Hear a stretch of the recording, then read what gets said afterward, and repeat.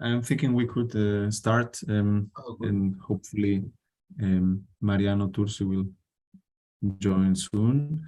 Okay. I'm going to give the floor to Dimitris Stergiopoulos, who will be coordinating or chairing, any way you want to call it, in today's panel. Dimitri, go ahead. Okay, so hello everyone, and welcome to our third meeting in this series of workshops named Commodities in History. Those workshops are part of this research project called Value Chain Analysis of Tobacco in Greece, with Juan as the principal investigator. I also was employed there, Trifonas and Nikos as well. So. And this project was funded by ELIDEC, that is a Greek funding agency for academic research. So before we start, just one more thing, that our meeting, we have one more meeting tomorrow at 5 p.m. And if you have any questions or inquiries, you can contact Juan, and I will add his email in the chat just in case you don't have it. So today we have 4 papers. We have 4 people that are going to present their papers. We can start Mariano hasn't joined us yet, so we can start with Professor Du. Professor Du is an assistant professor of history at the University of North Carolina at Charlotte. Her research focuses on the business history of China and the United States. She received her PhD from the University of Georgia in 2017. She's currently revising the dissertation into her first book, tentatively titled This World in a Teacup, the Chinese-American Tea Trade in the 19th Century. She has published several articles in the journals Early American Studies and Modern World History Studies, and in the anthology The Silk Road from Local Realities to Global Narratives. Professor Du, please, the floor is yours. All right, thank you so much for the introduction, and thanks to everyone who organized the day workshop, and I really appreciate this chance. So today I will, I will share my screen first. Okay, so today I will talk about the China-US American tea consumption in the 19th century, but this is the last chapter of my current book project, which focuses on the China-US tea trade in the 19th century. So when we talk about tea consumption and the tea trade with China, usually people think, I think most people think about Great Britain, the United Kingdom. Here, of course, the UK was the largest tea importer from China in the 19th century, but the United States actually was the second largest tea importer from China throughout the 19th century. And the United States was the second largest tea consumer in the West for many years in the 19th century, although not all the time. That's why my project will focus on the United States and China in the tea trade. Well, for this talk and for my paper, I will focus on 3 types of tea in this tea trade and in this consumption: Yanghaisen, Oolong, and English breakfast tea, because actually they were unique to the 19th century United States, and they marked the American taste during that century. And also by looking at them, I want to show how not only the pattern of American tea consumption in this century, but also how the power dynamics in the global supply chain affected or reshaped Americans' consumption again and again. Okay, so let's start from the very beginning. So the China-US tea trade started in 1784 when the ship, the Empress of China, arrived in Canton in China, Guangzhou today. So we can see when this American ship left China, they carried a mixed cargo, but green and black tea actually accounted for 92% of the total value of the cargo. So the most important commodity for Americans actually was tea. And also we can see here, black tea accounted for 75%, while green tea accounted for 25% of the tea cargo, which means Americans still drank a lot of black tea in the late 18th century. Well, this is like a table, or these are the figures about American tea imports in the early 19th century. In 1802, we can see they still imported more black tea, 4 times of black tea. More black tea than green tea. So the amount, pickles was a unit of weight in China. So they still imported 4 times of black tea than green tea. Anyway, this pattern is similar to the British consumption, because we can see here, this is a chart to show you the British East India Company's import of tea from China. So black tea accounted for the majority of the tea consumed in the UK. However, we can see from this chart, from the early 19th century, the pattern of tea consumption in the United States changed a little bit. We can see green tea gradually became the dominant variety of tea in the United States, while black tea was not so important as green tea. Well, especially 2 types of green tea. One is Hyson, which is represented by the yellow part here. Well, young Hyson gradually became the most important green tea or tea to Americans in the 19th century, which is represented by the green bars here. So American consumers also realized this change. So although black tea was the dominant tea in the UK, Americans thought, well, black teas belong to the vulgar.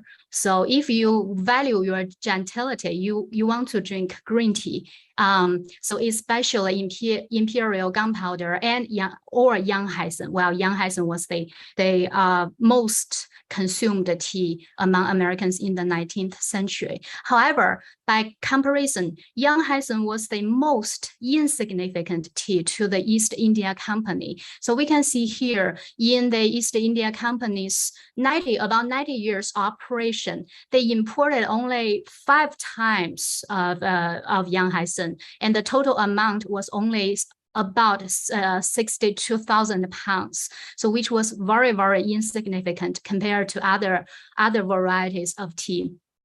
So why did everything happen? So from this, I want to show you the preference to young Hyson and green tea was not only American consumers' choice, it was partially determined by the supply chain in China. Because when Americans started their tea trade with China, that was the Canton trade system in China. This lasted until 1842, more than 50 years after Americans started their tea trade. Well, in this Canton trade system, well, back to that time, China was the only place that supplied tea to the whole world. Well, Canton, this city in the southern part of China, was the only city that supplied tea to the whole world, actually, because the Chinese government restricted European and American merchants to this city. And also, these foreign merchants could only trade with a particular group of merchants, about 13 of them. They were called the Han merchants. They actually monopolized the supply of tea to the world. Most of them monopolized it. So most of these Han merchants chose to trade with the British, because the British had more capital to invest in their tea. And that's why from this chart, we can see the British actually, they controlled the majority of the tea trade, like 80% of the tea trade, while the US, the green line here, although they were the second largest importer of tea from China, their share was very small. Well, so for the British, they not only kind of dominated the tea trade, they also had the privilege to choose the teas they like. So every year, before the tea season was open, the East India Company usually contracted. They just bought tea like 1 year earlier with these Han merchants. Usually they bought all of the Bohea tea. This is a type of black tea. 3/5 of the Congo tea. This is another type of black tea. And all the Tonkays, these are the green teas, and 2/3 of the Hyson. So young Hyson actually, here you can see, these are the black teas, and here the Tonkay tea here. It's very hard even to find young Hyson in this chart. So the young Hyson actually was not their favorite tea. So it was much easier for American merchants to get them. So that's why, because of this power dynamic in the supply chain, Americans imported more and more green tea, and especially young Hyson. This can show us the transition from black to green tea, but also we can see another pattern in the chart. So first, Americans imported more Hyson skin, and then they transitioned to young Hyson. Well, from this, we can also see how the purchasing power of American merchants gradually grew, because from this table, we can see actually Hyson skin was the cheapest tea, while young Hyson was a medium class tea. It was a little inferior to Hyson tea, which was favored by the British. So at first, Americans imported more cheap green tea, but especially after the 1830s, they started to import more young Hyson, which can maybe suggest the growth of their purchasing power. In my other chapters, I talked about how Americans developed their relationship with the Chinese merchants and how they operated in China's money market to make money, to buy more tea. Well, the preference to young Hyson, this medium class green tea, actually helped Americans to carve out a place in the tea trade. From this chart, we can see, although the United Kingdom, Great Britain dominated the tea trade, and especially the black tea trade. Americans actually, they dominated the green tea market, except the Civil War years. So for most part of the 19th century, they controlled the green tea market in China. So this preference to young Hyson actually helped them to do that. So they didn't have to compete so much with the British in the black tea market. So another point about young Hyson and green tea was this preference to green tea, not black tea, helped lead Americans to another type of tea. This was called the oolong tea. So from this chart, we can see oolong tea, some in the latter part of the 19th century even surpassed green tea for some years. So this oolong tea became more and more important to Americans. Actually, in the early 20th century and in the late 19th century as well, Americans argue oolong teas are popular in our country only. So this tea actually marked their special taste in tea. Well, Congo's Chinese black tea and black teas from India and Sri Lanka are the favorites of Great Britain and many other countries. But the popularity of oolong was unique to the United States. Well, many Americans argue oolong tea was a black tea, but it has a green tea flavor. While some literature even mentioned oolong tea as a type of unfermented black tea. Actually, this is a self-contradictory category, because the major difference between black and green tea was fermentation. So black tea was a fully oxidized or fermented tea, while green tea was unfermented, unoxidized, because the first step, which was called fixation, stopped the oxidation process because of the high heat produced by steaming or pan-firing, stopped that process.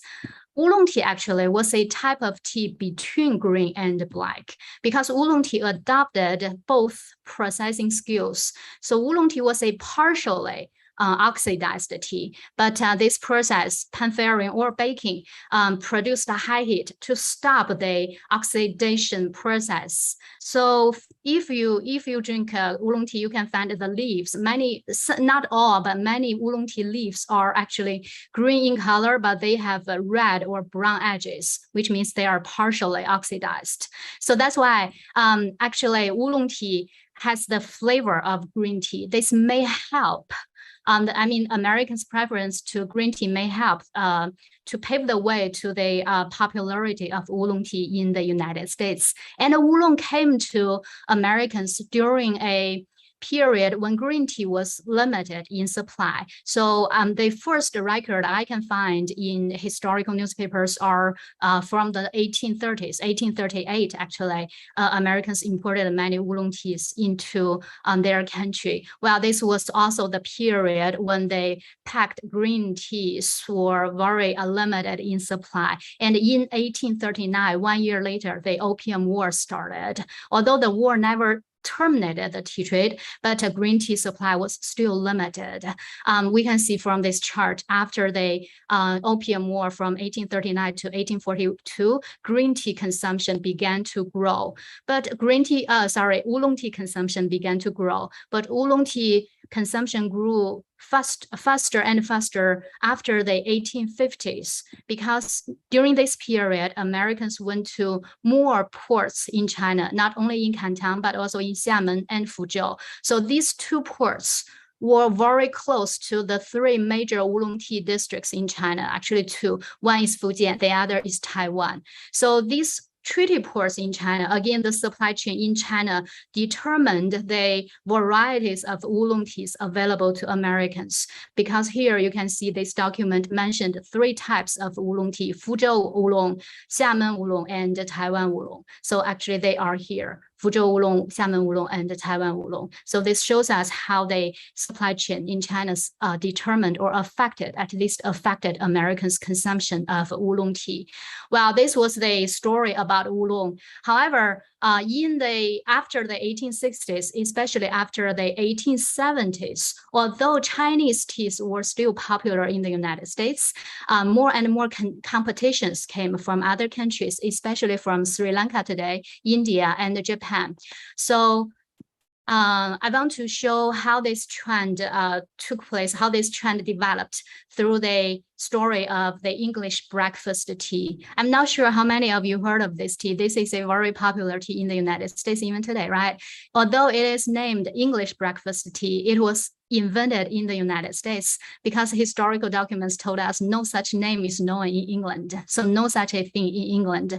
And some people even published some jokes mocking at some people in the United States who tried to serve their English visitors with English breakfast tea. They thought that's genuine, but actually the British, they didn't consume English breakfast tea back to that time.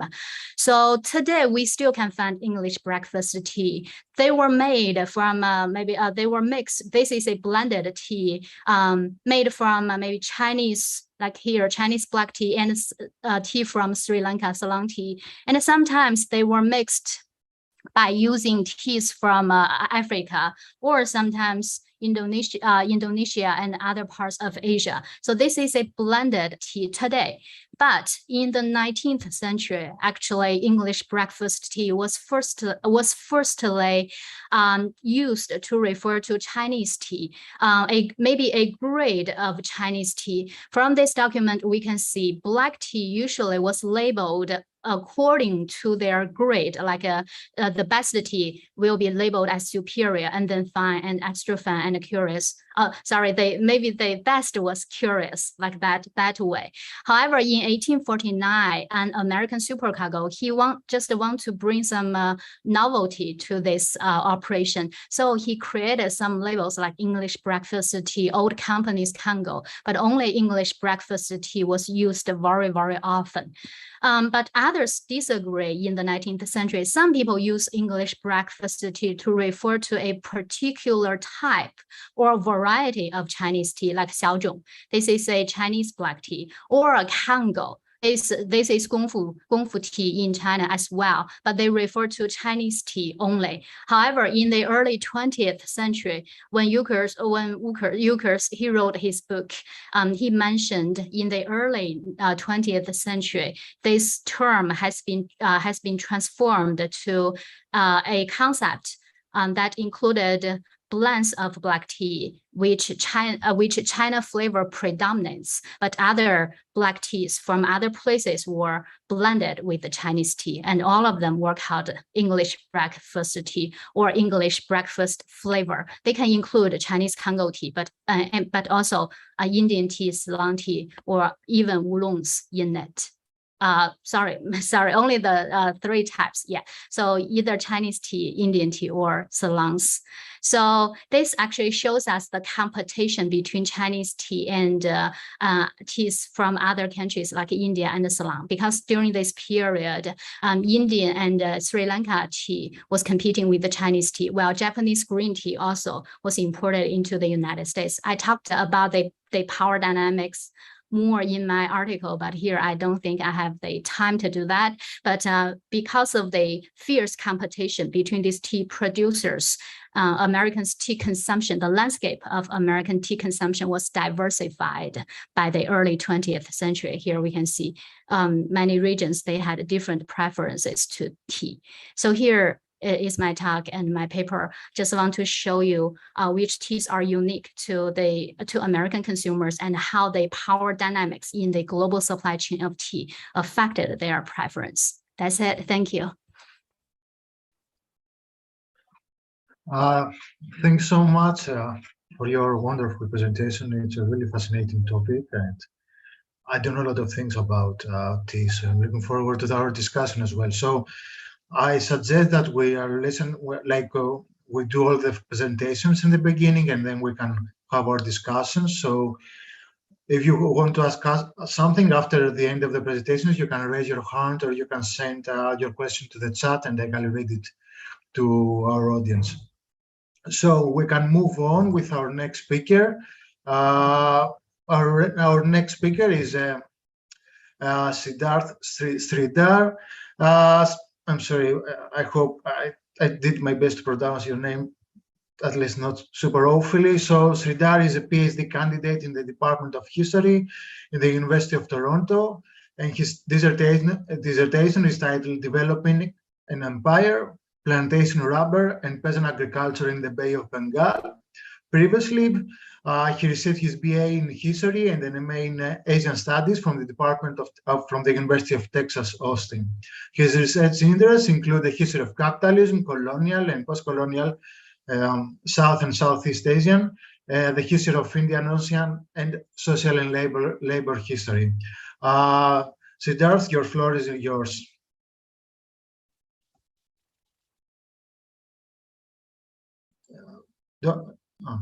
Sorry, I was muted.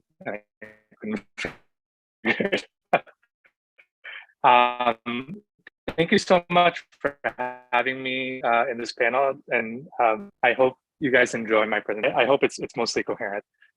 Okay, so on May 3rd, 1924, shareholders and other interested parties convened in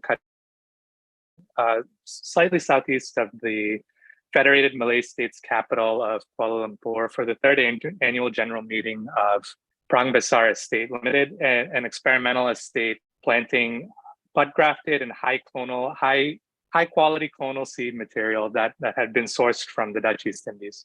So the chairman of the company, Major Henry Goff, had just made a trip to Sumatra in the Dutch East Indies and was greatly worried that Malayan rubber planters, while reaping the rewards of high prices prevalent due to the Stevenson rubber restriction scheme of the 1920s, would soon lose their commanding lead in the global natural rubber market to Dutch and American companies in Sumatra. Within a very few years, he says, so in quotes, within a very few years, there'll be enough guaranteed high-yielding material in Sumatra to plant as much land as they may require to augment their present less productive lands, to knock out the native rubber, and unless we put our house in order in Malaya, to knock out Malayan rubber in addition. In 1928, WGA Ormsby Gore, who conducted a fact-finding mission to Ceylon, Malaya, and the Netherlands East Indies, reports to Parliament that the high prices and mandatory production restrictions of the Stevenson scheme had led to a significant expansion of rubber planting in European estates and by native smallholders in Sumatra, to the extent that Malaya and Ceylon, who had at the time produced 70% of the world's natural rubber and were both British colonial territories, had seen their share of world exports fall from 70 to 52%, and the Dutch East Indies proportion had risen from 25 to 40%. Ormsby Gore was convinced that government interference, again within quotes, was tending to undermine efficiency, to handicap scientific development, and to discourage a progressive attitude to the problem of higher yields and improved methods of cultivation. By 1928, the Stevenson scheme was no longer able to reach the pivotal price of 1 shilling and 9 pence per pound of rubber, and Churchill and cabinet decided to end the restriction scheme and allow free exports of rubber from Malaya and Ceylon. So this 1928 coincides with the beginnings of the Great Depression. In 1920s, across the globe, due to a steep fall in industrial demand in North America and in Europe. So exports of natural rubber in 1928, because of the end of restriction, rise by 32%, while consumption only rises by 17.5%. Malayan exports jumped by 54%, primarily from Malayan Chinese small holdings under 100 acres, so non-European estates. Within a year, the Great Depression, or the slump as it was called in the British Empire, swept across the industrial powers of Europe and North America, causing bank failures, mass unemployment, plummeting consumption rates, especially for expensive durable goods like automobiles that constituted the vast bulk of the demand for rubber. The slump caused a fall in world consumption back to 1928 levels, around 700,000 tons. But exports of crude rubber decreased at a much slower rate, remaining above 1928 levels. So world stocks of rubber floating in the UK, in continental Europe, and held by manufacturers in the US, ballooned by a factor of 2.5 by 1932. And the price of 1 pound of #1 ribbed smoked sheet in London, #1 RSS rubber, collapses from 1 shilling and 7 pence per pound in 1928 to a low of 1.5 pence per pound in 1930. The extreme collapse in the value of rubber exports from British Malaya and the Dutch East Indies leaves both governments in fiscal crises, requiring austerity at the state level and a collapse in private consumption and imports of consumer goods, particularly goods from the United Kingdom. The warnings of Major Gough and Ormsby Gore notwithstanding, the dire straits of the rubber industry, the chief dollar earner of the British Empire in the middle of an exchange crisis, forces the UK, the Netherlands, and France to bind their Asian colonies to the International Rubber Regulation Agreement in May 1934. From June 1934 until the fall of Singapore to Imperial Japan, rubber would remain a regulated commodity whose exports were limited by the decisions of a small committee of industry representatives and colonial officials meeting regularly in London under the chairmanship of the UK Colonial Office Mandarin, Sir John Campbell, also the chairman of the International Tin Committee. So in this paper, I suggest that the experience of the IRRA, the rubber agreement, particularly the negotiation of the treaty and the first few years of operation, offers a unique window into the nature of British imperial state in this interwar period, especially regarding the role of commercial corporations as a form of corporate activity in producing and reproducing imperial power. The Joint Stock Corporation plays a prominent role in the historiography of the British Empire, but scholarship focuses on the role of these institutions in Asia up till 1857, when the East India Company's domains passed to the Crown. After that point, the debate hinges around the degree of formality of empire in different places, following the essay by Gallagher and Robinson on the imperialism of free trade. And if you complicate this idea of formality and informality with the world systems perspective of people like Wallerstein and Arrighi, especially on the concept of long cycles of imperial expansion and transformation, the framework offers significant insight into the complexity and multiplicity of hierarchical arrangements that produce and reproduce imperial formations over time. However, these approaches have tended to view corporations and firms as little more than the legal form of British capitalists from the City of London. Drawing on Philip Stern, F.W. Maitland, and Jeffrey Jones, and others, I suggest that understanding the corporation as a form of organization of collective activity, not limited to commercial endeavors, enables us to better understand the institutional processes and historical agents driving the production and reproduction of empire and imperial space. So the sort of constellation of colonial institutions, colonial states, settler colonials like European planters, Asian entrepreneurs, smallholders, all these people together sort of reproduce empire in different forms over time. That's kind of my main thesis here. Okay, so the paper follows three sections. The first thinks about the political economic context of rubber restriction of commodity goods production in general in the British Empire. In 1918, the empire is on a very different footing than in 1914. If you follow the world systems thinkers, there's a lot of emphasis on this moment as a period of hegemonic transition. One of the key aspects of this is British war loans to the US. During the war, Britain had taken out loans from both private bankers and from the US government, and also guaranteed European loans to the United States. And the US government was unwilling to sort of write down these loans in the immediate post-war period. And so you have this, I tried to make a chart that sort of tracks the flows of capital. In this time period, the UK is having to pay back, is transformed from a creditor to a debtor nation, and is having to pay back loans to the US in dollars. The US buys some commodities from the UK, but really the main movement of goods from the British Empire to the US is from the White Dominions and from the colonial empire. So the UK in this time period used to get a steady flow of dollars from these White Dominions, the colonial empire, and from British India. But in the interwar period, especially with industrial competition from Japan and the United States, as well as from countries like Belgium in Europe, this sort of flow of capital was disrupted. So British India and the White Dominions are all trying to self-industrialize at this point, substituting certain UK imports for their own produced goods. Particularly in textiles in India, this becomes a big problem for the UK.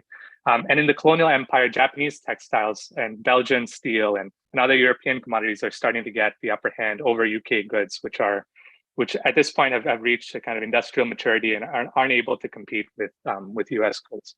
And so Tim Ruth calls this sort of the invisible side of the movement of capital in the British Empire. And this invisible portion starts to get in trouble with industrial competition from Japan and the US.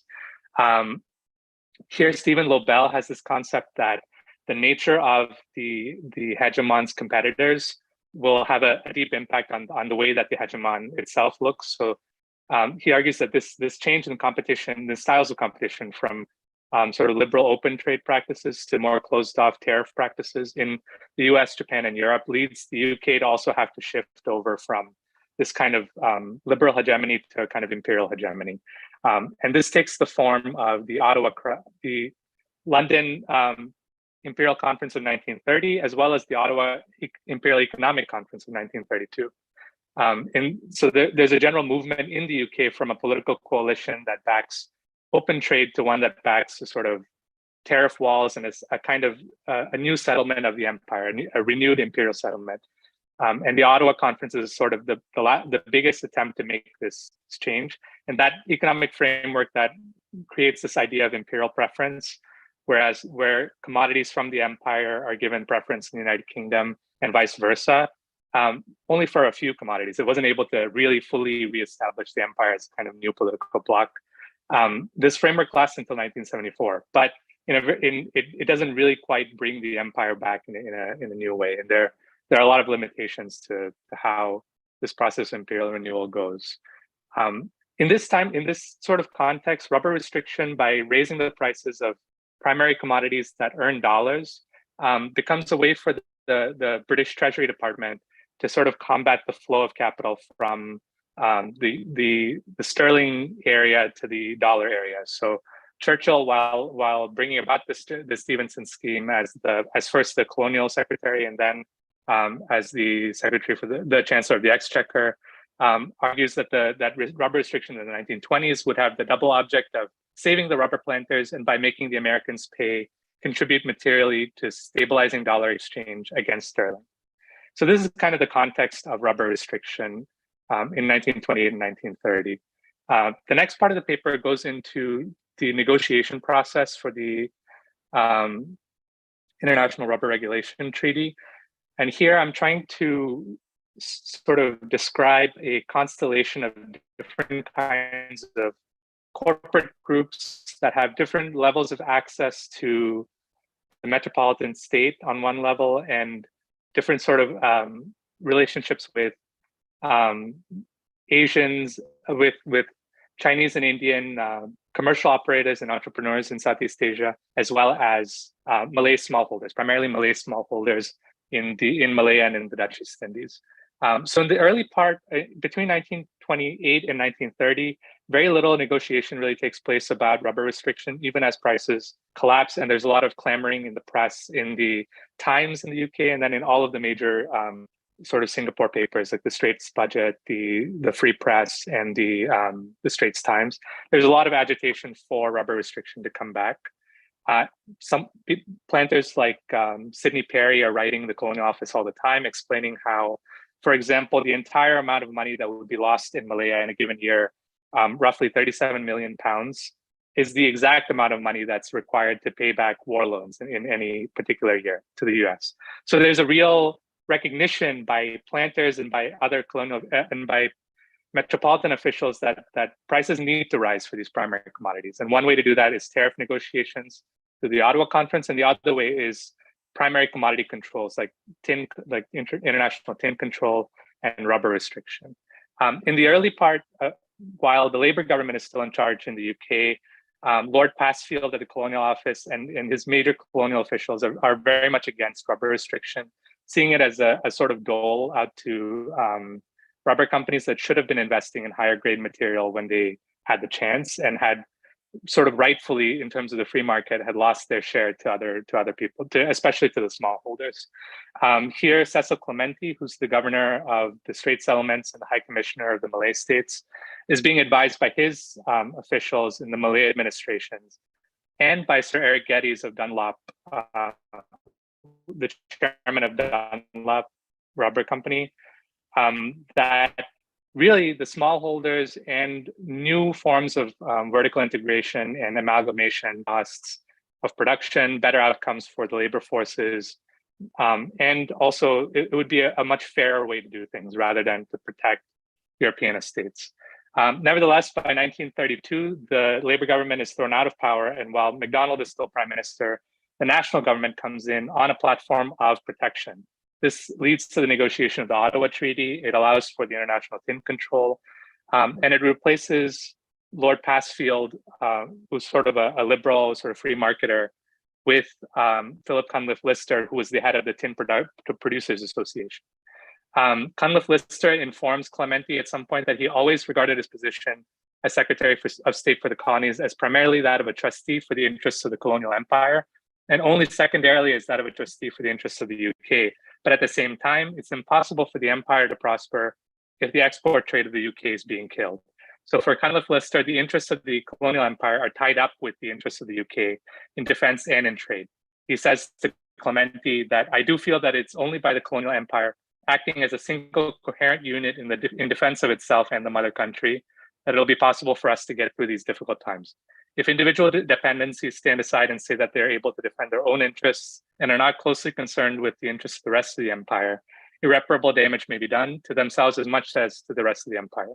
So at this time, at the same time as Cunliffe Lister comes in, Dr. H. Klein in the Netherlands assumes the position of Ministry of Colonies in addition to that of Prime Minister, and assures the UK government that he's able to implement restriction in the Netherlands East Indies over the objections of the East Indies government.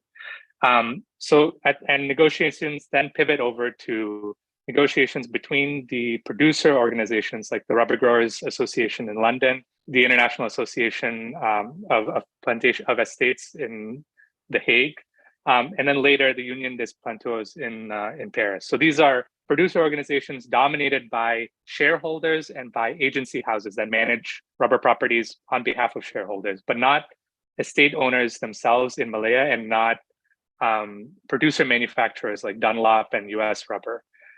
These also include no representatives of smallholders who are supposed to be represented by colonial governments, who themselves are sort of left out of the negotiating room.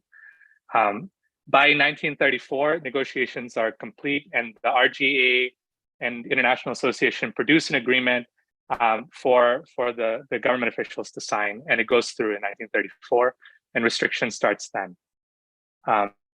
This takes us to the implementation of the IRRA.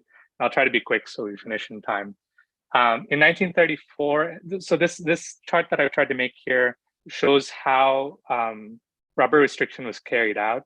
In London, just a couple miles away from where the rubber speculators were in Mincing Lane, the International Rubber Regulation Committee met either every month or every quarter, depending on how urgent it was to have a meeting. This committee was made up entirely out of government officials and producer representatives, and the Malayan delegation was actually forced to appoint both the head of the Malayan delegation and the chairman of the entire committee, to give the UK Colonial Office a sort of dominating say in how the committee would operate.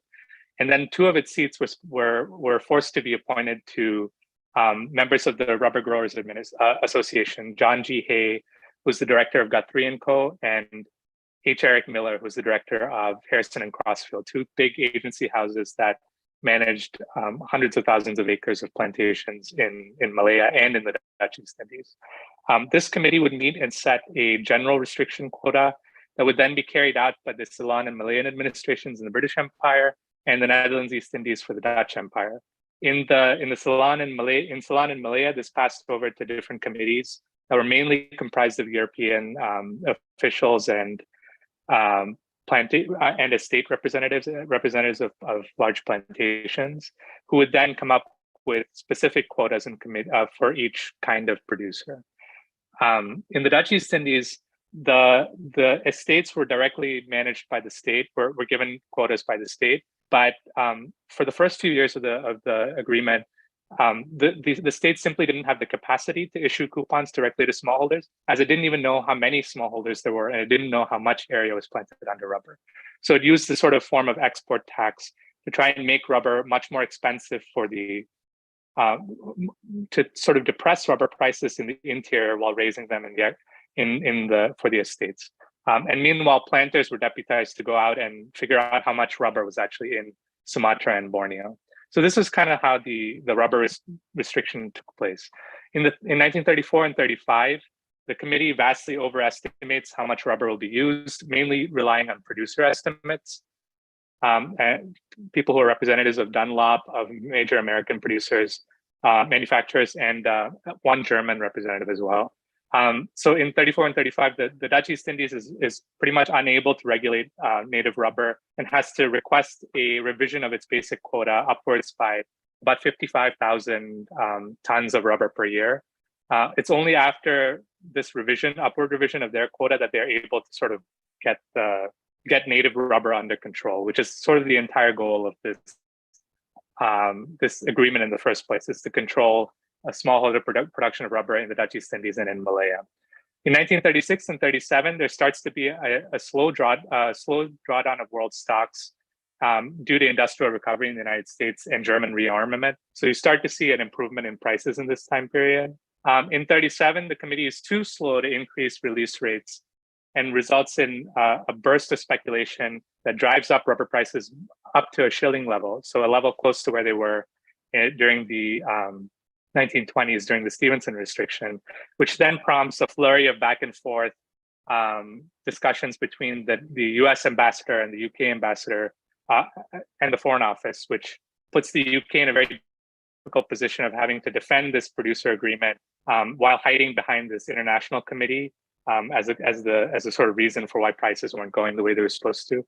By the time the committee is able to produce enough rubber, release enough rubber for the market, industry collapses again in the United States, and prices collapse steeply, leading to the sharpest release restrictions of the entire period of rubber restriction, where rubber is the release, which causes really difficult problems for smallholders across the rubber producing areas, and especially for the Ceylon government, which had overpromised how much rubber could be released for the year.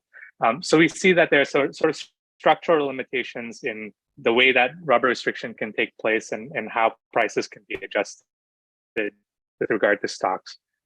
in essence, what I'm trying to argue here is that this sort of rubber restriction offers a unique window into how 1930 take terms from London and had to rely on a conflictual combination of corporate groups, from investor representatives to plantation companies, estate management firms, smallholders, entrepreneurs, all across the empire, to sort of work in coalitions that were highly unstable in different moments, responding to different pressures from outside the empire. This sort of follows along with Lobel's scheme for how external pressures sort of dictate the transition of the empire from the kind of liberal hegemon to a sort of imperial hegemon. But again, this is a very conflicted and sort of unstable framework that ultimately collapses again in 1942 with Japanese invasion. So I hope this wasn't all over the place. I know I've run a bit over time, and I really appreciate your comments on the paper and presentation. Thank you. Okay, thank you so much, Sridhar, for your really interesting presentation. And so we're moving on to our next speaker, Professor Mariano Turzi. Turzi is a professor in Argentine Armed Forces War College and the UCEMA University, and a research director in the Department of Economics in the Catholic University of Argentina. He received his PhD in the School of Advanced International Studies in Johns Hopkins University. He has written several books in English and Spanish, with the latest one being titled The International Politics of Superheroes, while he has published also numerous articles and chapters in journals and edited volumes. Professor Turzi, the floor is yours for your paper. Very much, Dimitris. I hope everyone is hearing me okay. I apologize for the time difference. First of all, I want to congratulate everyone that already has spoken. Very interesting material for discussion, and a special thanks, of course, I think everyone is agreeing with me, to Juan for his leadership and his organization. Juan, thank you very much. It's been so far an amazing experience. So thank you very much for everything there. My paper is entitled The Soybean Republics, and what I'm going to present is an international political economy framework to explain the current model of development in agriculture in South America, specifically in the Southern Cone. My three case studies are Argentina, Brazil, and Paraguay. And what I study is the articulation between the economics of this sector and the politics in each of the three countries. In the previous presentation, Siddharth was mentioning the framework for how external pressures affect internal dynamics. In my case, since I'm not studying at the imperial level, Siddharth, but at the colonial level, if you will, just to play with your words, or to the other side of the coin, what I'm going to present to you is my findings of the research in how does this model of international, globalized, agribusiness-driven agriculture is transforming the political landscape in the southern cone of Latin America. Particularly, there are many areas of research that open up after this. You can talk about the environmental, you can talk about the social, even the gender, or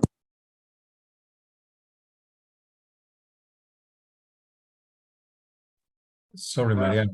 We can't hear you. We can't hear you. No, something is happening. Is this better? Oh yeah, now we can hear you. Yeah. Okay. Did you get to listen anything or? No, we can listen. Now we can hear you. Yeah. Okay, good. My point here is very simple. There's some music that is oh, okay. Yeah, I thought it was on the background but it's not mine. So, okay. Okay. Technical difficulties. My paper is entitled The Soybean Republics because the main argument is that the international, globally driven, corporate concentrated model of agricultural production, which for comfort purposes, I will dub agribusiness model, this agribusiness model is transforming the political institutional landscapes in the southern cone of Latin America. In effect, creating what I have dubbed the Soybean Republic.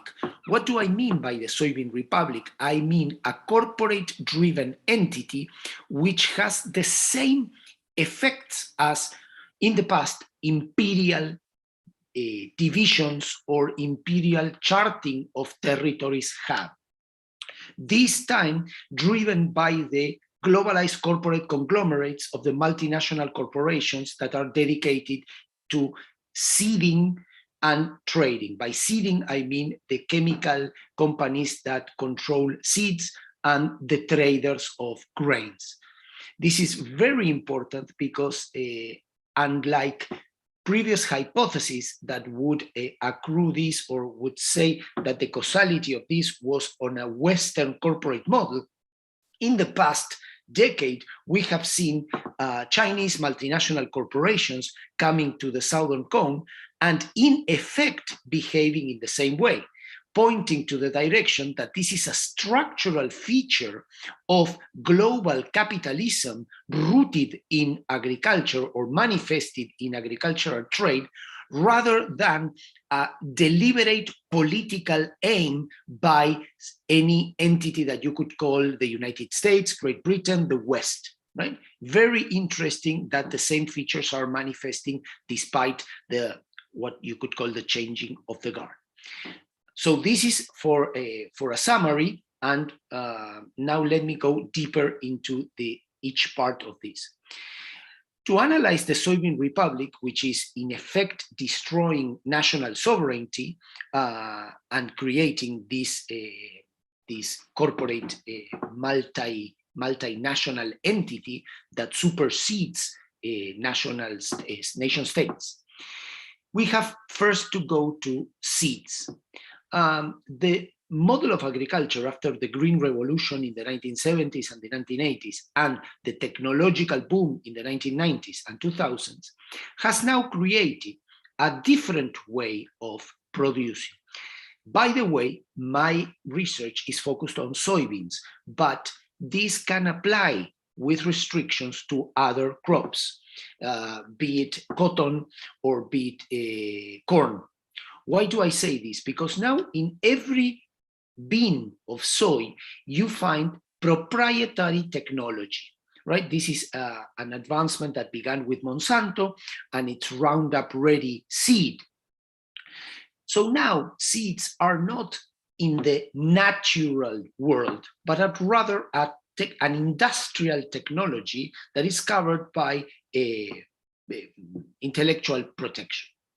This has changed completely because these seeds were a Trojan horse, as they say in marketing, to drive sales of the chemical products, particularly the Roundup agrochemical. Right? So the corporate model, and again, I don't want to talk a lot about the company, we can leave it for the Q&A because this is a model that is being copied and replicated by other companies. I don't care to talk about Monsanto, BASF, Syngenta, whoever. It's not the point that in terms of what we are presenting here is to create a product that can drive up sales of chemical chemical resistant products. This in effect transforms the way of farming because now you have the chemical and the seed that is resistant to that chemical. In particular to this is, of course, it has an impact on biodiversity, it has an impact on the varieties of soybean, but that is not the point that we are studying right now. What we are studying right now is that the corporations have created a commanding place for them in the agricultural soybean chain, which was before only in the pharma or the chemical sector. It has expanded into the agricultural, creating a new model of production. The second step of this model is the trading. Traders, multinational traders like Bunge, for example, they play between different locations and they establish agreements with the chemical corporations, and they leverage their capital intensity assets in order to buy and sell and establish dominant buying conditions, creating a de facto monopoly in which they have vis-a-vis producer enormous power. Why? Because they also dictate infrastructural developments, right? The possibility of hoarding grain, the way in which port along which line is going to be developed and which not, and of course, vessels and credit conditions for farmers. Credit conditions that go to buy seeds and agrochemicals that these farmers increasingly need because growing, let me put it in a very simple way, more natural soybeans, it's increasingly uncompetitive. Why? Because in this combined model in which you have the seeding chemical companies and the trading companies, what you need to survive is scale. And producers do not have scale unless they organize. Even when they organize, they cannot achieve a scale in order to capture the gains along the chain. The structural feature of this is that commodity chains are allowing this restructuring to take place because GVCs, global value chains, allow these big companies to actually leverage those assets, leverage those advantages over the local farmers or growers or producers, because they buy in bulk and they set a price.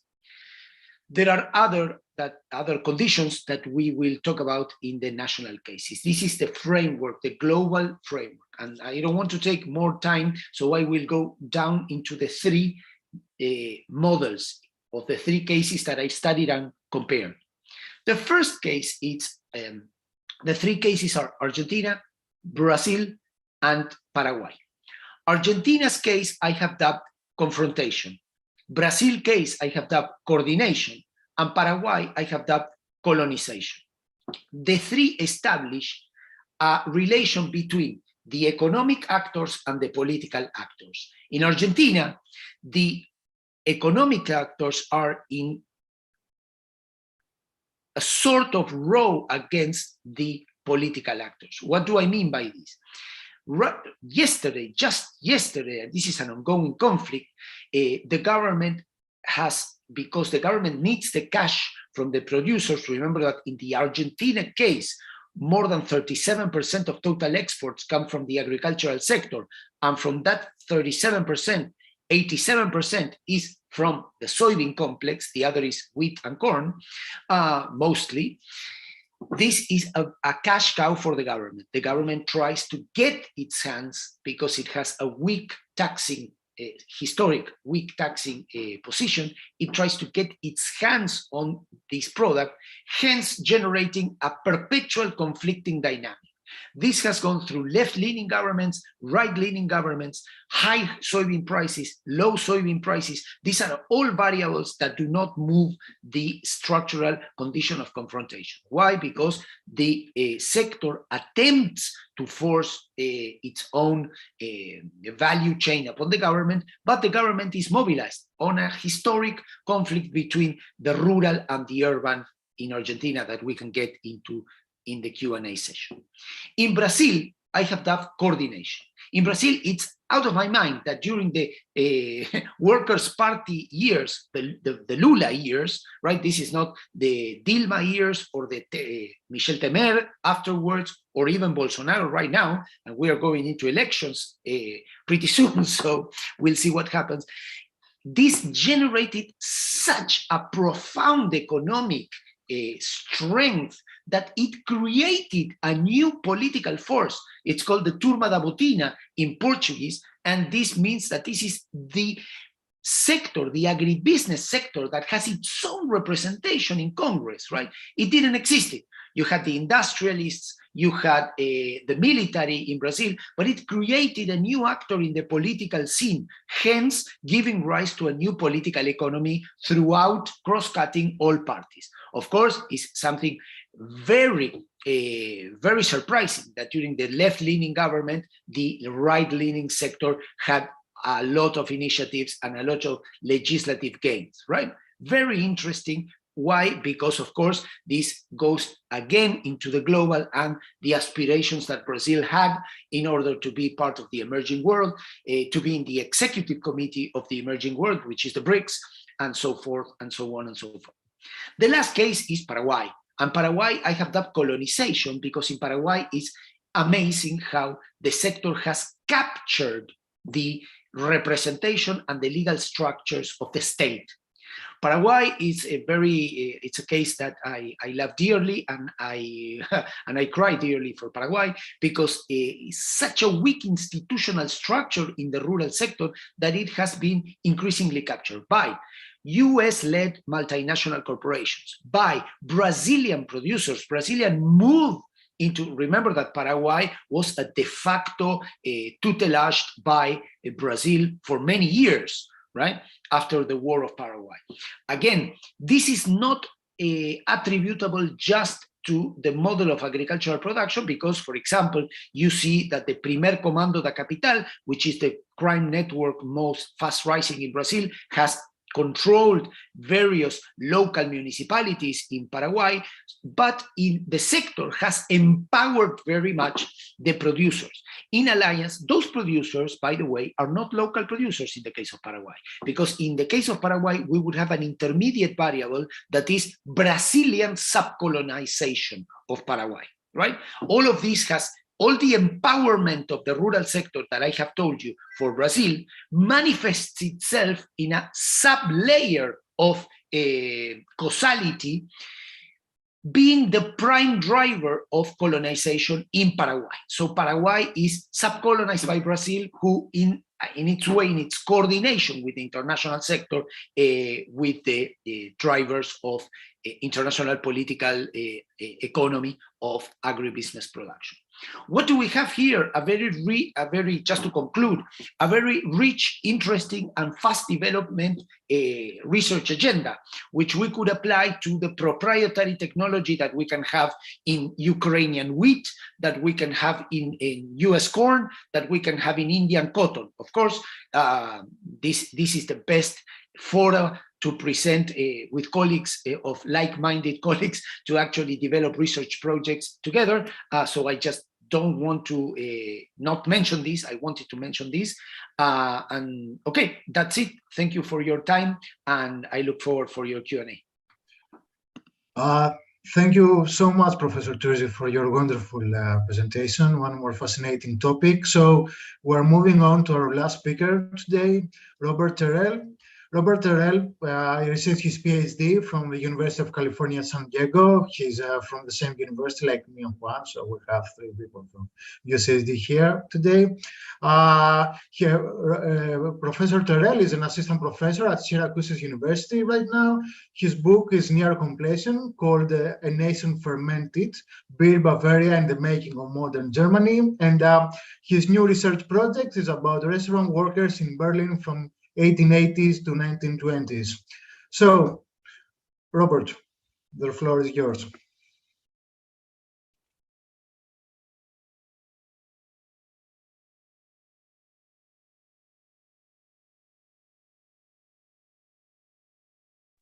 Okay, can you see my slides? Yeah, it looks good.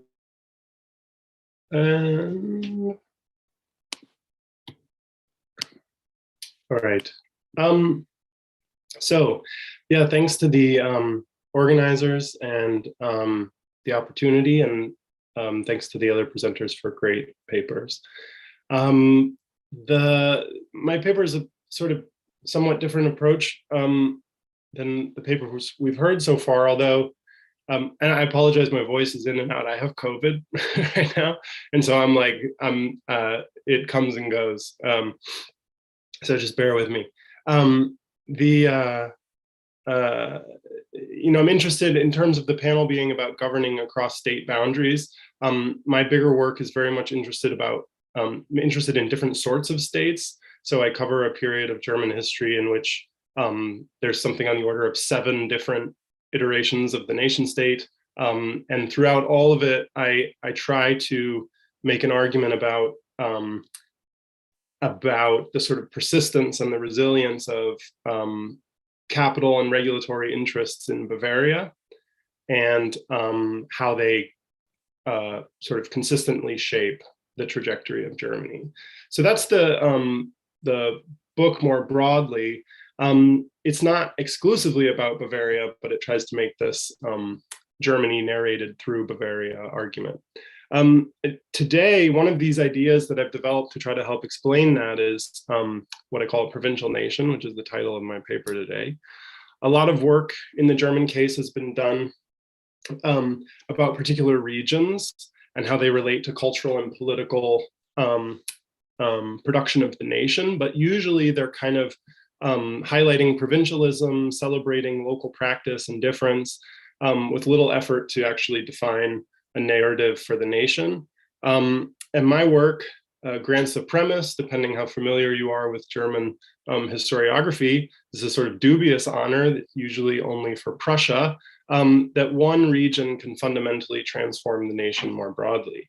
And if we use beer as a lens, what we see is a German nation shaped by Bavarian practices and interests in everything from tax policy to consumer culture.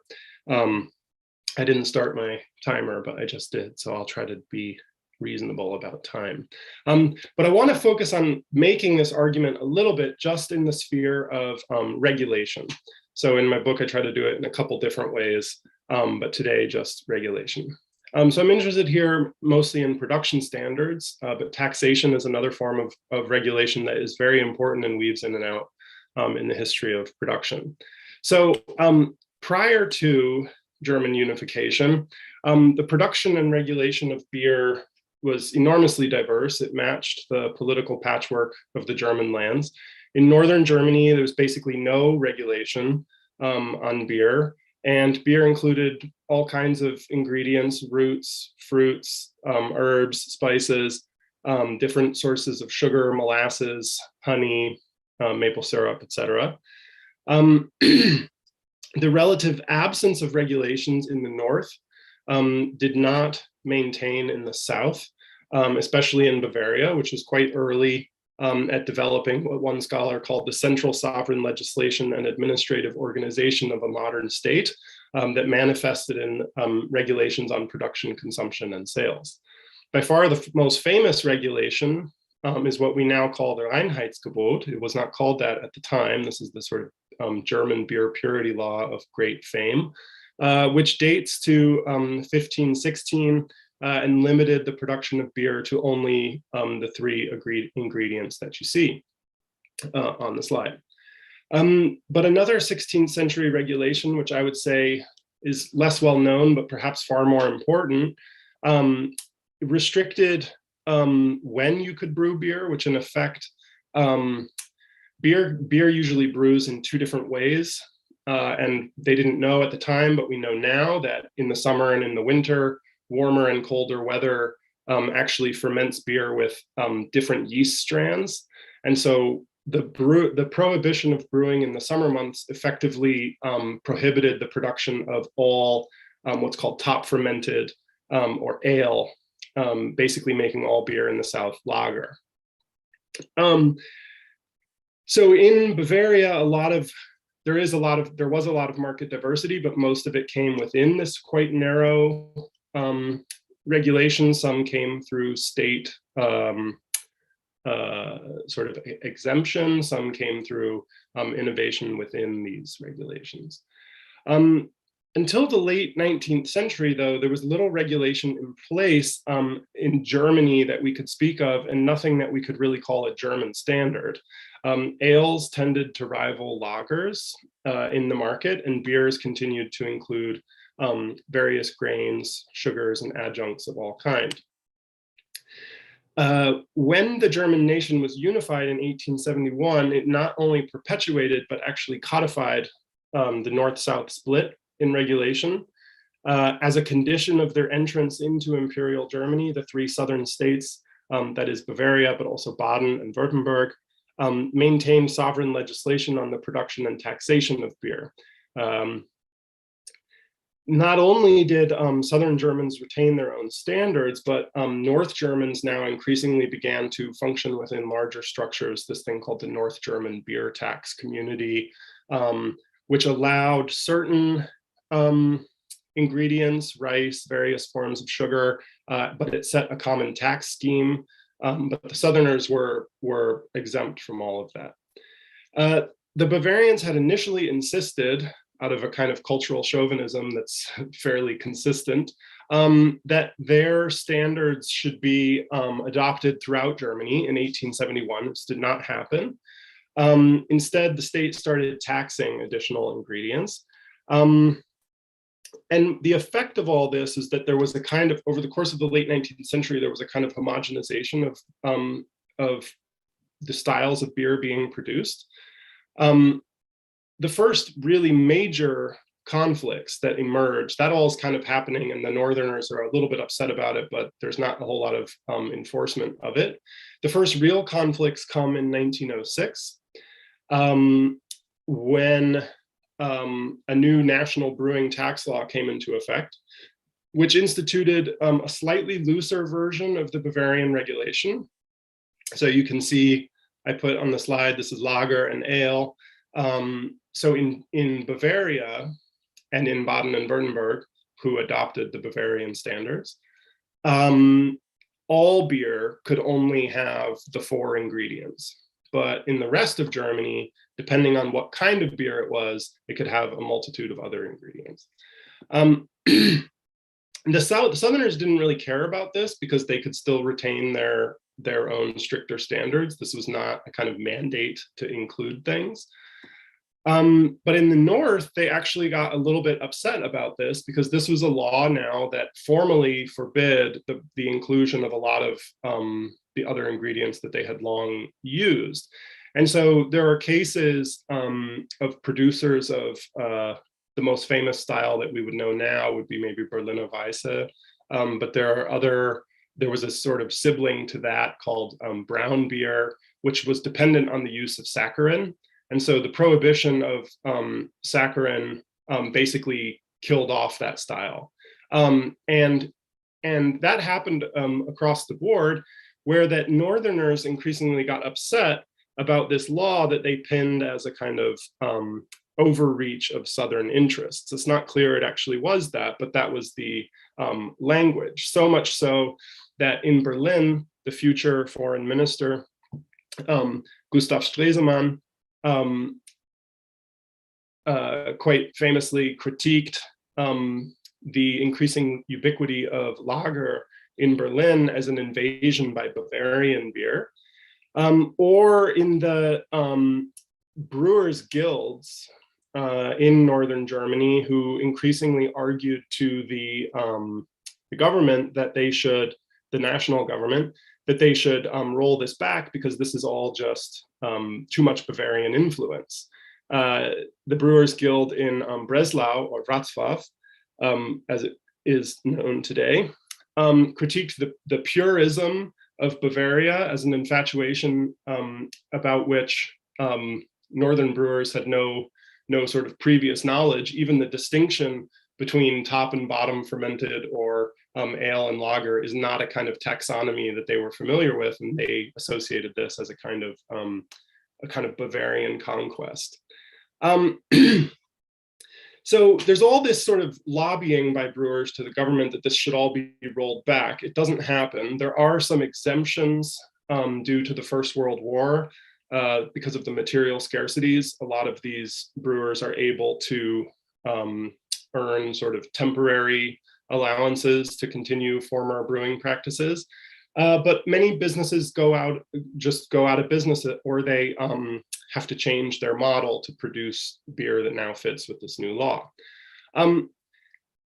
Into the 1930s, there's basically very little contestation. I think people, after their First World War allowances, they kind of just adapted or died.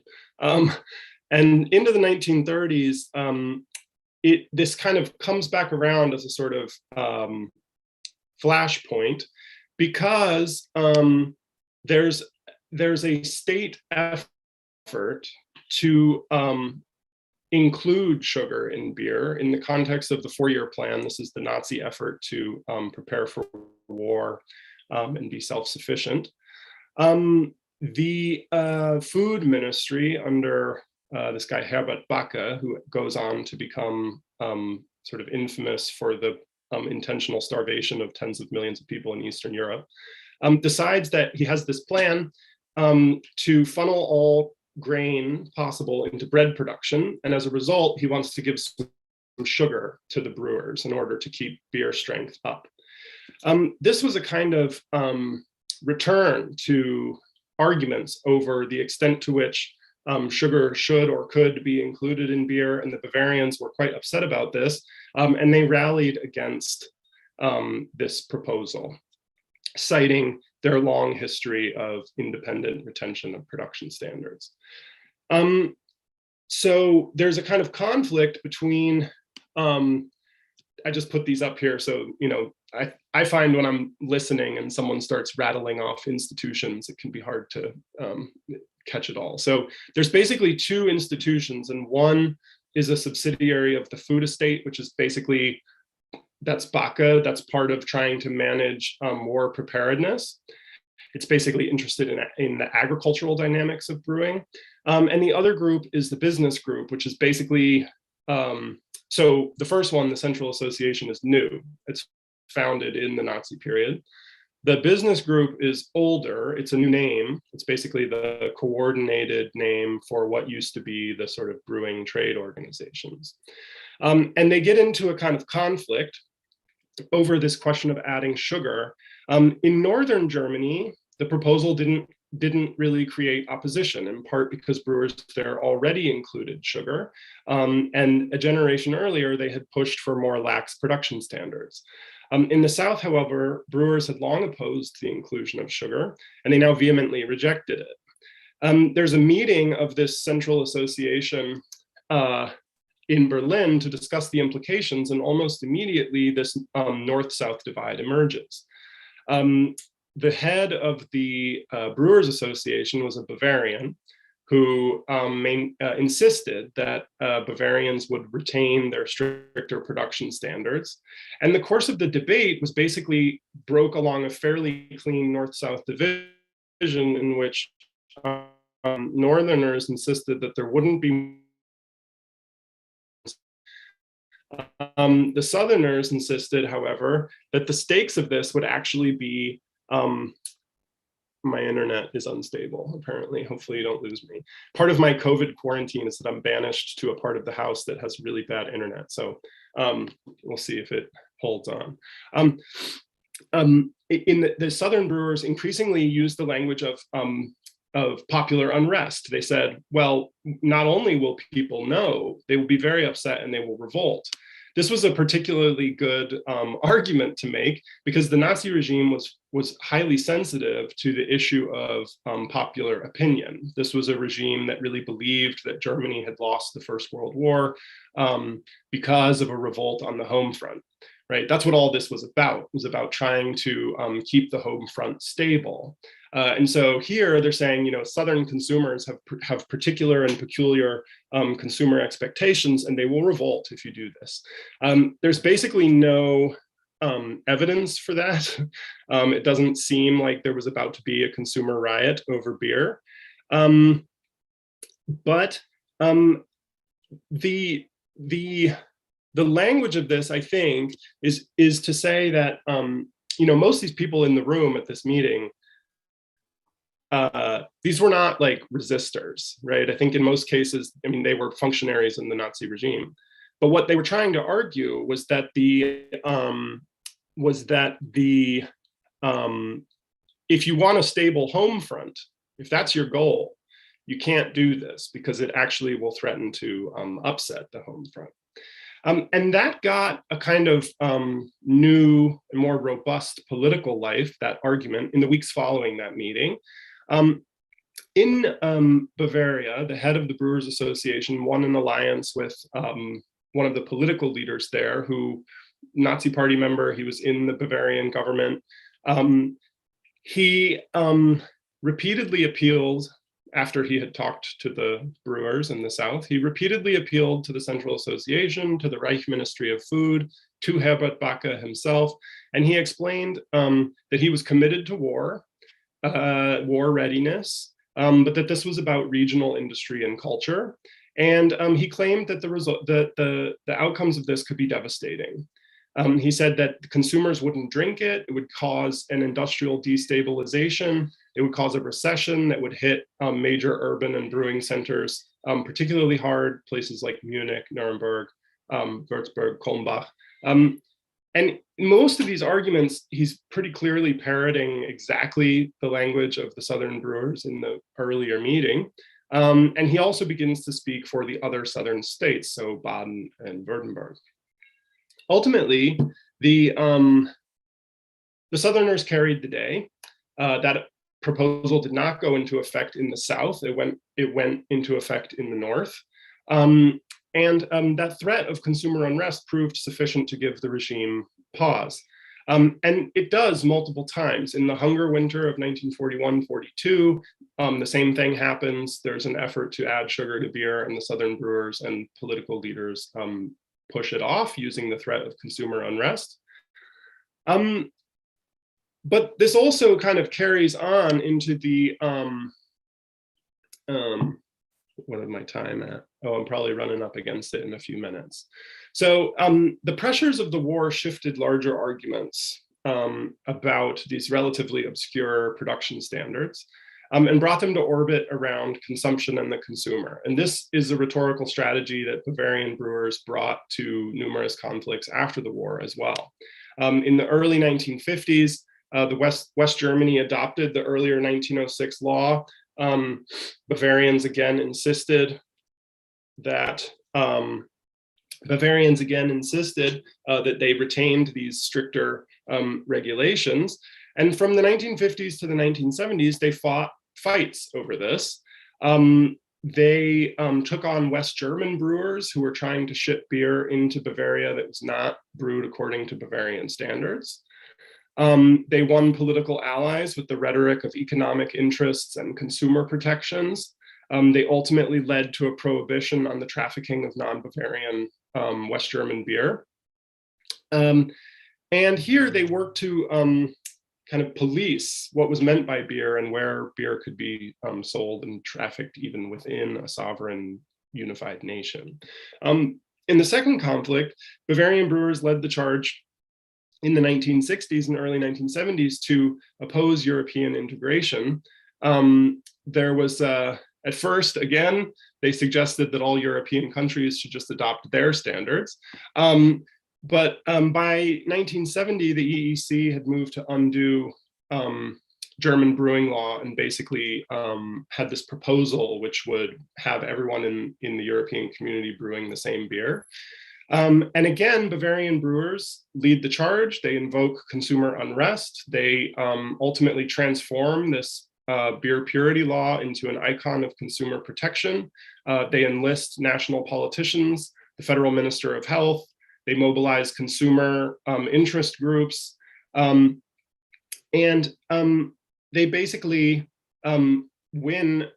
They move the West German delegates to reject this proposal and basically leave an open question as to how the harmonization of beer production in the European community is going to work out.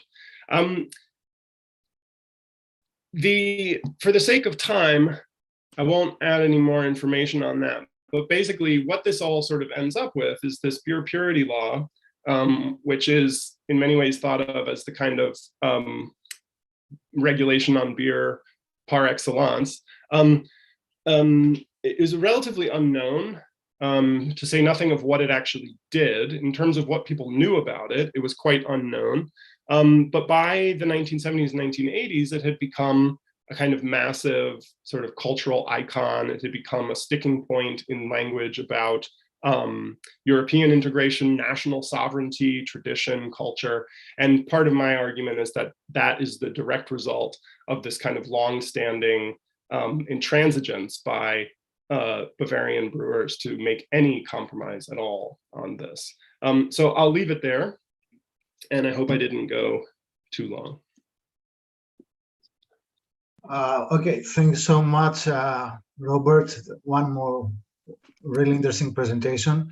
So until other people have like any questions, I've prepared like one question for each of our speakers, just to start our discussion, and then if any other people have any, I hope I'm looking forward to other people's comments and questions about this presentation. So let's start with Robert's paper. So I was intrigued about this issue that you mentioned, that like until a certain point, if I understood correctly, the public didn't know the difference between a lager and an ale. If I understood this is very intriguing for me.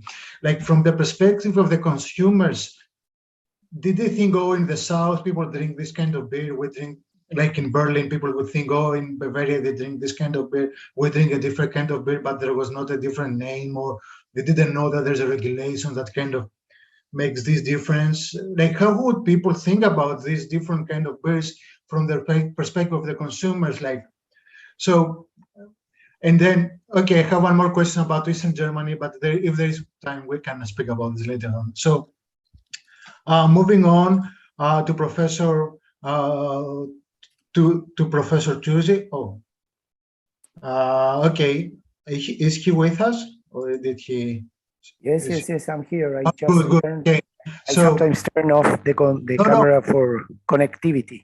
No, that's fine. That's great. So in your presentations, you kind of address the issue of the connection between the Soybean Republic and the political landscape in the Latin America. So kind of you spoke about this. I was interesting to see how would you compare what occurs in South America with what happened, what we call the Green Revolution in post-war agricultural sector in the 50s and 60s, something that occurred only in Brazil, and whether we can see the differences and the similarity, the differences and the similarities between what occurred in the 50s and 60s in this wave of modernization of agriculture and what happens in the 2000s in South America. So regarding this agribusiness. So then I'm going to move on to Professor Du's paper, one more wonderful presentation. So while you were telling us about the different varieties of tea that were like consumed in the US, I was thinking about that in the 19th century, we have like the migration of people from East Asia and China to the United States. So I was wondering, what kind of tea would these people consume, and whether their own preferences would like change what kind of tea would be imported to the US.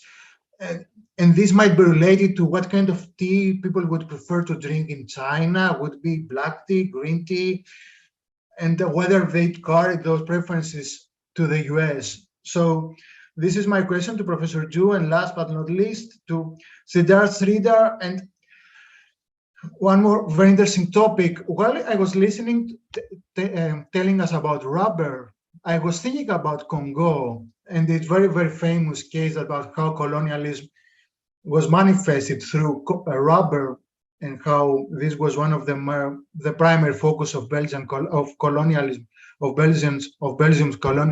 in Congo. So I was wondering, what is the position, if you know, of course, what is the position of Africa in the interwar period regarding rubber? Did they cultivate? Did they export rubber? Did they compete? I know in your paper you mentioned that like the US tried to spread the cultivation of rubber to Liberia. So, because if I'm not mistaken, rubber comes from Africa. I might be wrong about this. Maybe it's, I don't know where the plant is coming from, but I think it's from Central Africa, if I'm correct. So these are my questions to the speakers, and maybe you can have like each of you can like answer the things that I ask you about, and then we can move on to the questions of other people. There is already some questions to the chat, so maybe we can start with Siddharth. Yeah, thanks, Dimitris, for your question. With regards to African rubber in this interwar period, so the primary kind of rubber that the world is using for plantation production, smallholder production, and eventually, manufacturing into tires and other automobile components. At this point, it's Hevea brasiliensis, so it's the kind of rubber from Brazil, which in Brazil is still at that time tapped in a sort of not on this kind of a state line where production is kind of managed by European supervisors. And it's a slightly different collection process where people go out into the jungle to collect as much as they can and then sell it to an intermediary and so on. So it's a kind of, they call it a wild rubber cultivation. And my understanding is this is also the form of cultivation in the Congo during the sort of the heyday of Belgian colonialism. Before World War I is when a lot of that stuff happens, in my understanding. In the interwar period, the bulk of world exports are coming from Ceylon, Malaya, and the Dutch East Indies. So, and if you include Thailand or at the time Siam and the French Indochina, that accounted for 97% of world exports. So this was a really complete monopoly. The cartel had achieved a complete monopoly over rubber pretty much. And Firestone attempted to build a large plantation. I think he got a concession for 1 million acres in Liberia. And Ford had a huge concession, first for 1 million and then up to 2 million acres in Brazil. But the rubber tree takes about 7 years to reach maturity. During this time, they had all kinds of problems getting these estates to produce. And the primary problem that both Firestone and Ford had was labor shortages. So they were never able to convince enough people to move to the areas to produce rubber at the wages that they were willing to offer in order to compete with Malayan and Dutch rubber. And this kind of leads into Drew's question about synthetic rubber in that, so at this time, synthetic rubber is still a very minor component of total rubber use. It's just way, way more expensive to produce and to consume than natural rubber from Southeast Asia. So Otto Friedrich, who's the German representative to the regulation committee, he doesn't have a vote. He's just the consumer representative. He tries to threaten the committee a couple of times with the specter of synthetic rubber. At one point, I think in 1936 or 37, he argues that Germany had accomplished the technical problem of synthetic rubber, and it was just a matter of bringing costs down. But as John Tully writes in The Devil's Milk, the only way they could bring those costs down was to produce rubber in concentration camps. So IG Farben used Auschwitz as a base to produce synthetic rubber out of petroleum goods. And this is the only way they can really bring it below natural rubber costs, which rely on very, very low paid South Indian and Southern Chinese workers, as well as smallholders who can bring their family into the production process and cut out labor costs that way. So rubber is a very interesting case in that it takes a very, very long time for synthetics to catch up. And it's really the availability of labor that determines the cost of production for large producers. Anyway, I don't think synthetics actually catch up in terms of price until, well, during the war when the majority of rubber leaves or is taken out of the Allied sort of powers control in 1942. So that's when US synthetic rubber sort of kicks up, and it starts with German patents. They continue to pay, I think, a fee to IG Farben until like 1942 or something. So even though the technical problem is solved in the 30s, the cost of production remains so high that even into the Korean War in the 50s, natural rubber is still sort of the most desired type of rubber. Okay, thanks so much. So we already have several questions in our chat. So in order for the speakers to have time to read those questions in the chat, let's first try to answer the ones I asked, and then we can have a second round where we can gather all the other questions, and then we can have like a second round of our speakers answering those questions. So let's move on with Professor Du and Okay, thank you so much for the question, which is an important one because I really want to explore more, even not only in this book, but in my second book on tea consumption, specifically in the United States. So based upon what I know, I want to share my screen again to show you the table.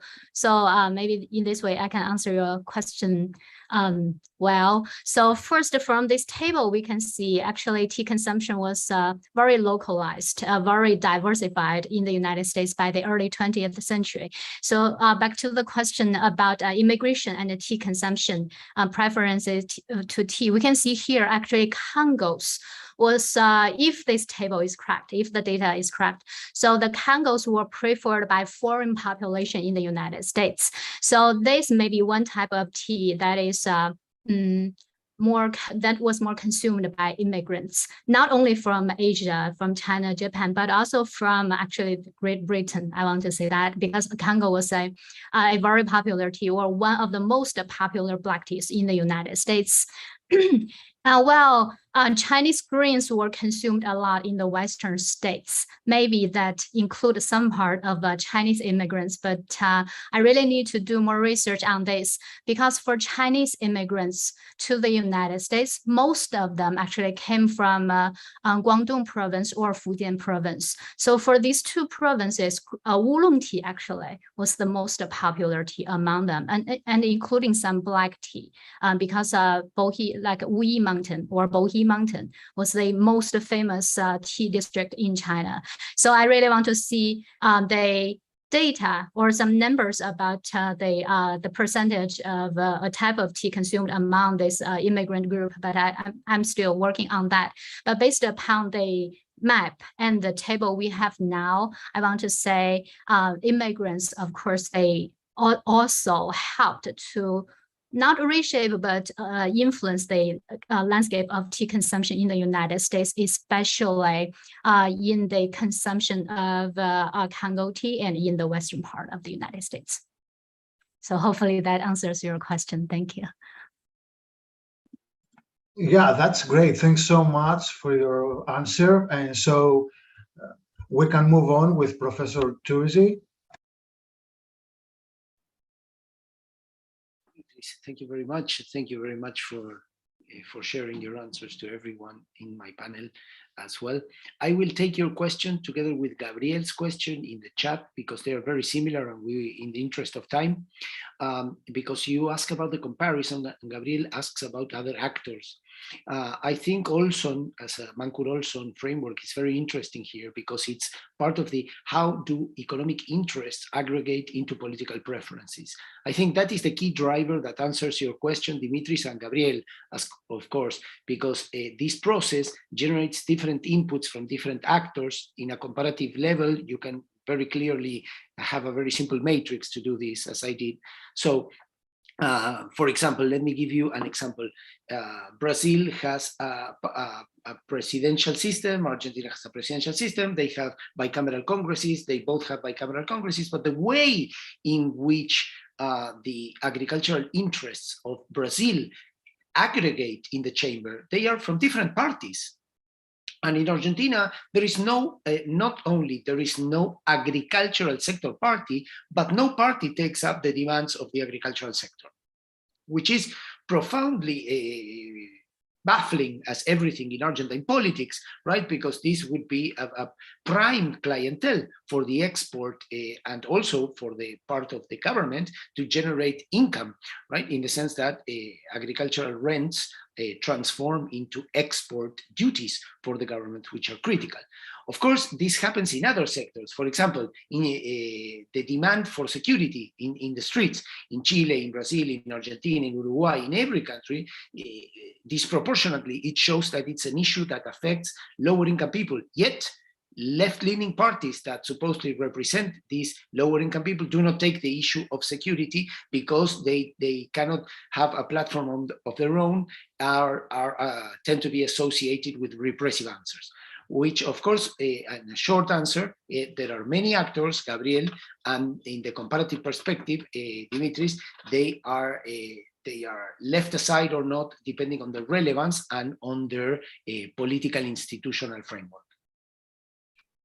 Okay, great. So, last but not least, Professor Terrell. Yeah, thanks. My sense about what people knew or thought about their beers, my sense is that people mostly knew I think they knew if there were special things in it, like a lot of the sort of market diversity, like there's from one town to the next town, they'll do something slightly different. And I think there's a kind of local pride associated with that. So like within Bavaria, there's variations, like most famously, the smoke beer in Bamberg, which I think people would know about. They would know that that's a special thing. In Northern Germany, where it's less regulated, I think they would know, in this town, they add cherries, and in this town, they add rosemary and, whatever. But I don't think there was that much awareness of what was not allowed. And so I think that's maybe an important distinction. There was, in many ways it's associated with the sort of cultural identities, but it's more a celebration of what is there. I did just want to say, though, I meant to work it into my talk, that the first place that the Reinheitsgebot goes outside of the German lands is Greece, given the forum here, right? Because of Otto. The Bavarian king of Greece, who institutes the Bavarian purity law in Greece. Yeah. Anyway, I think a lot of interesting work could be done on that, but I don't know anything about it. Great. Okay, I didn't know that. I mean, I thought a little bit about the connection between Bavaria and the Greek Royal House, but that's too specific. So there are already some questions from Juan and from Chen to our speakers. Each speaker could read or maybe just summarize a bit the question that is addressed to them and then answer the question. But if there is anyone else who would prefer to express verbally, to ask the question directly, not to write it in the chat, please do now, and then we can have a second round of answers from our speakers.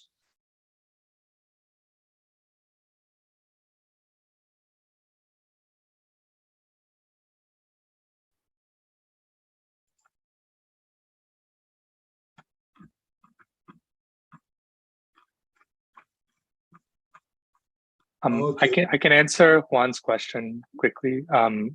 So Juan asks, did the regulatory framework for rubber delegitimize colonial rule in the long run? Specifically talking about the favoring of European estates over smallholders. So it's kind of complicated how regulation affected colonial legitimacy, because it cuts across the different political coalitions that go into anti-colonial movements. For example, the higher prices really do benefit the larger smallholders of rubber in Malaya, and they benefit the Asian estate owners, the Chinese estate owners, and some Indian estate owners as well. At the same time, regulation causes a reduction in employment, so a lot of South Indians are sent back to India, and there's a bit of conflict over this sort of repatriation issue. And the Dutch East Indies is worried the entire time about communist and anti-colonial movements amongst smallholders in the Dutch East Indies. But paradoxically, the export tax allows them to invest a lot into Sumatra and Borneo specifically. So in some ways, it does lead to increasing sort of distrust of the colonial state, in the sense of it's very easy to see, and it's openly said, how it's benefiting estate owners over smallholder producers in both Malaya and the East Indies. But I think it has the most effect in Ceylon, where the different sort of release rates affect the government particularly adversely. And the Ceylon government is the one in this whole agreement area that has the most sort of Asian or native representation. So at this point, a majority of the figures who are part of the government of Ceylon are Sinhala or Tamil representatives. And so there is a much more direct sort of line between the problems of restriction and anti-colonial feeling there. But on the whole, it's a very mixed phenomenon, even though it's so clear and sort of openly held that restriction will benefit the estates. It doesn't quite shake out directly into anti-colonial movements. But this is something I want to follow a bit more closely in the the press as well, the press that comes up around this time. Thank you.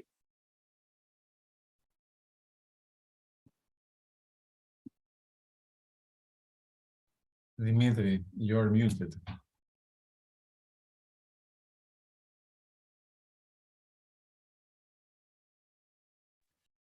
So, since we can't hear Dimitri, I think I'm going to take over. Maybe Professor Du, would you like to continue and answer some of those questions? Yeah, I can answer Hailin's question and Juan's question. So first, Hailin's question, there are actually twofold of this question. These are great questions, Hailin, because of the war tax after the Opium War, especially after the Taiping Rebellion in China after the 1850s, increased the tax burden of Chinese merchants, right? This was called the Li Jin. Many historians of China know this. So war tax, Li Jin actually increased the burden because many Chinese merchants had to pay lots of taxes. While in the meantime, Japanese, Indian, and Sri Lankan tea merchants, they got actually subsidies, got money from the government. So this actually created a very difficult situation for the Chinese. So in the same way, tea machines also, many historians have argued, contributed to the decline of the China tea trade because in India, in Sri Lanka, and later in Japan, they adopted tea machines. In most of them invented by the British. They adopted these tea machines to process their tea, and then their tea was very uniform in appearance. They don't have their teas didn't have so much dust as Chinese tea did, because Chinese tea was processed manually by labor, so they had lots of dust in it. And also many people argued the Chinese colored their tea a lot, especially green tea. So actually, because of the competition and because of the industrialization or mechanization of tea production in India and later Japan, because green tea was very hard to be produced by machines, but later they produced it. So this caused the decline of China's tea trade, both of them. And also I want to share a chart with you, which is the one I'm still working on. So we can see after 1873, because the world, especially the United States, adopted the gold standard. So the value of silver suddenly dropped very suddenly, very dramatically. So because Chinese tea, the value of Chinese tea was measured by silver. So actually the price of Chinese tea also dropped a lot. But you can see this low price, this situation lasted for several decades because of the low price of silver. But Chinese merchants, they had to pay lots of taxes, more so than Indian and Japanese tea merchants. I want to see whether this actually affected their practice to color their cheap green tea more and more, just because they have to save money in the production process. But this actually ruined the reputation of Chinese tea. So although a type of Chinese tea from Wuyuan, Jiangxi province, they were still considered as the best green tea in the world, other cheap green tea ruined the reputation of Chinese green tea. So Chinese tea trade just declined, not only with Great Britain, but also with the United States. So yes, the war taxes and the machines really affected China's tea trade. So hopefully this answers your question. Thank you for your question. And back to Juan's question about the liberalization of the China trade. I don't think I'm in the good position to answer this question because I'm primarily focusing on Americans and the Chinese, but based upon what I know, I feel like many British tea merchants, they welcomed the liberalization of the China trade. Like before, after 1834, the monopoly of the East India Company was abolished, and after 1842, the Han merchants, their monopoly was abolished, because now the free traders from Great Britain, they could trade freely with the Chinese for any types of tea, and some British houses even withdrew their money, like several hundreds of thousands of dollars from Russia, from their investment in Russia to invest in Chinese tea.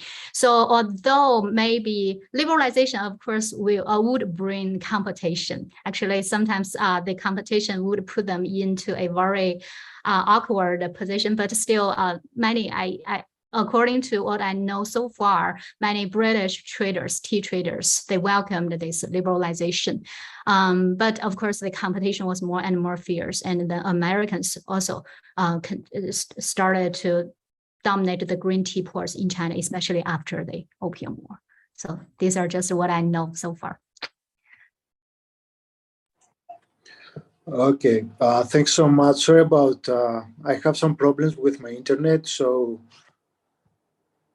maybe Juan, can you take care of the rest of coordinating the rest of the discussion? Because yes, I can. My internet works so far.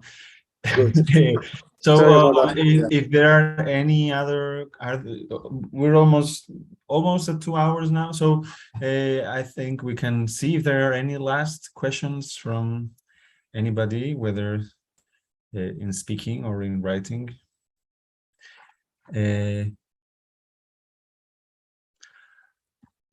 All right, so I think that's going to be all for today. Please let me remind you that tomorrow at 1 hour later than today, we're going to have another panel, and you're going to get, you have gotten the papers already to check out whatever you want to check out. And thanks for this great set of papers. It's been really a treat to listen to all this very interesting and informative history.